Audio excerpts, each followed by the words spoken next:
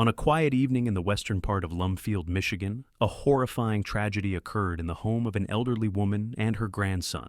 The 73-year-old grandmother, with a chilling coldness, took the life of her own grandson.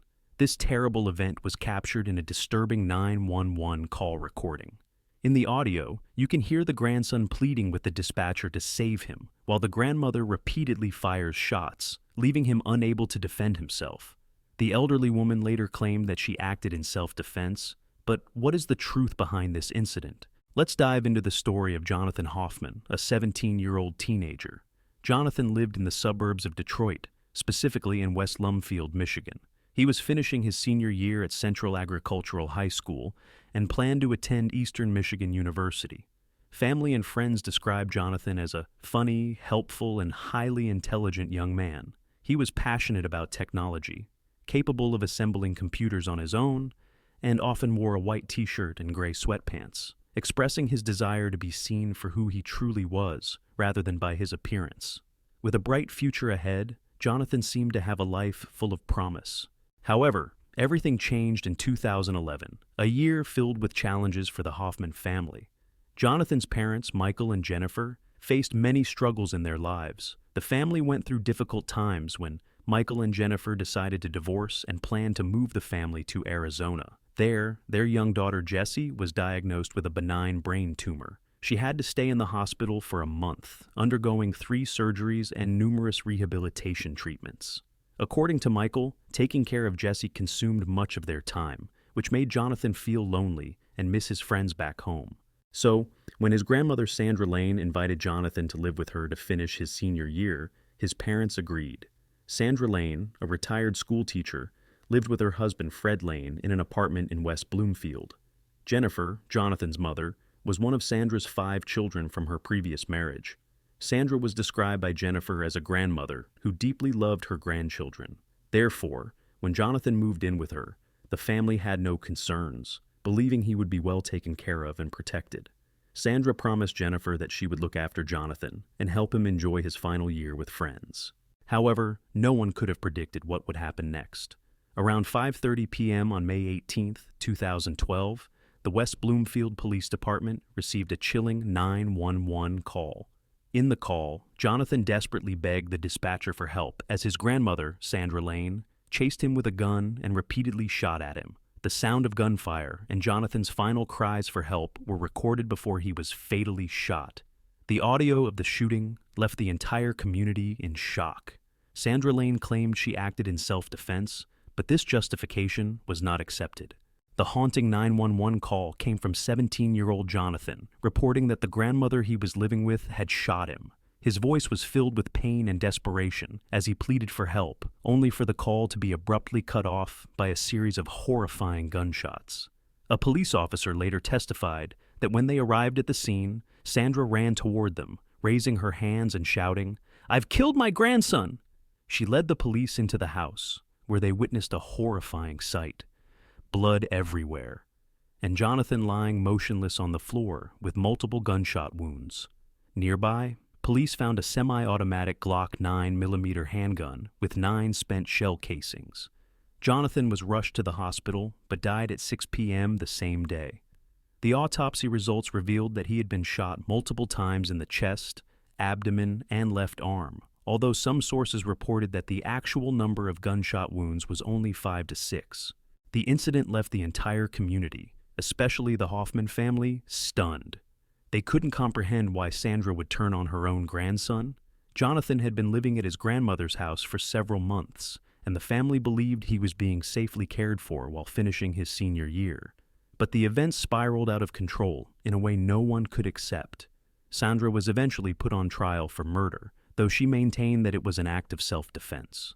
It turned out that due to family issues, Jonathan had begun experimenting with various drugs, especially a synthetic marijuana known as Spice or K2. This led to frequent conflicts between him and his grandmother. On one occasion, he even called the police, claiming that she had been aggressive toward him. An officer later stated that Jonathan had been shouting and disrespectful toward his grandmother. But when they tried to arrest him, Sandra intervened, saying she would handle it herself. She later confided in her husband that she feared Jonathan and his friends.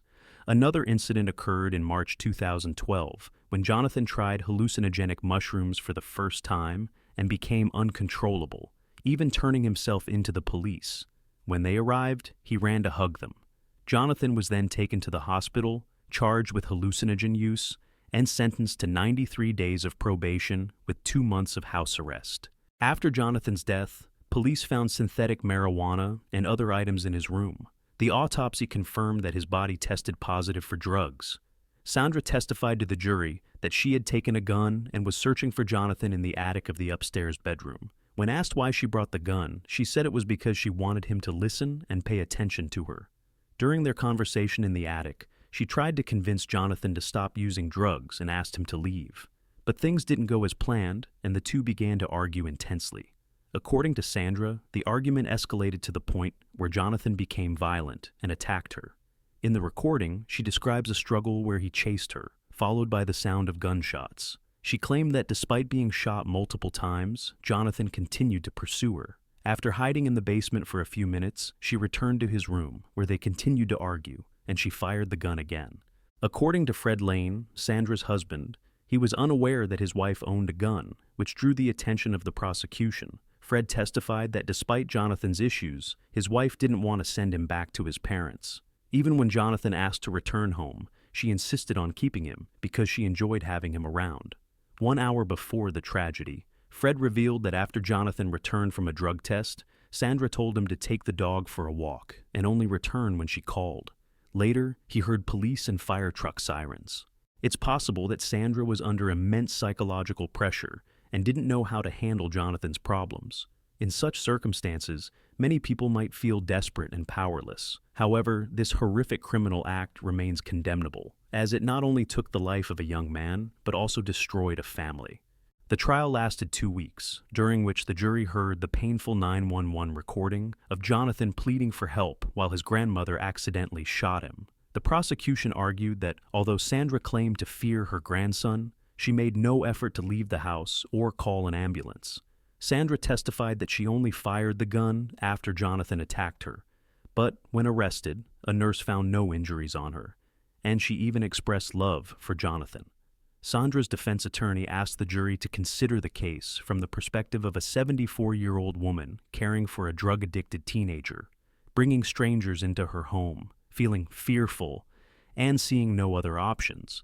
However, the jury didn't believe this story and convicted Sandra of second-degree murder. When the verdict was read, her husband broke down in tears, but her daughter called her a monster and urged the judge to impose the maximum sentence. Sandra had hoped for only 3 years in prison for second-degree murder, but Jennifer, Jonathan's mother, and Sandra's daughter, insisted that her mother should receive the maximum sentence. Jennifer described her mother as a pure evil monster, stating that if given the chance, Sandra would reoffend without any remorse or conscience, only caring about herself. The judge also questioned why Sandra hadn't called the police and why she shot Jonathan multiple times. He wondered, if she truly felt threatened, why continue shooting? Sandra was sentenced to at least 20 years in prison for the murder of her grandson, plus an additional 2 years for using a firearm. When the judge delivered the sentence, Jennifer expressed her agreement and later told the press that she was satisfied, knowing her mother would spend the rest of her life in prison for killing her son. What do you think about this case? Do you believe Sandra's claim that Jonathan attacked her? Feel free to share your thoughts.